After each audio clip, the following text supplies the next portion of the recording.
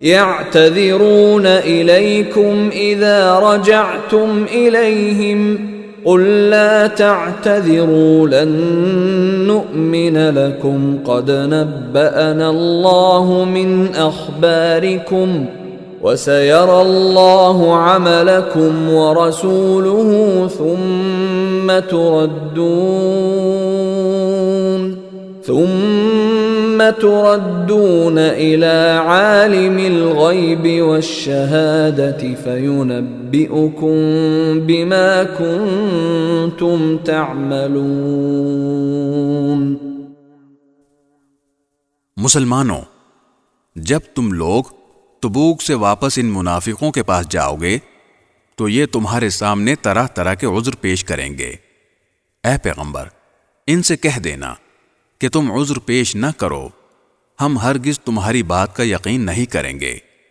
اللہ نے ہمیں تمہارے حالات سے اچھی طرح باخبر کر دیا ہے، اور آئندہ اللہ بھی تمہارا طرز عمل دیکھے گا اور اس کا رسول بھی۔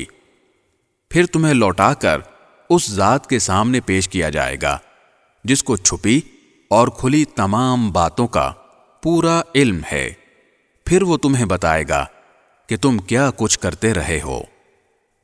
سيحلفون بالله لكم إذا انقلبتم إليهم لتعرضوا عنهم فأعرضوا عنهم إنهم رجس ومأواهم جهنم جزاء بما كانوا يكسبون۔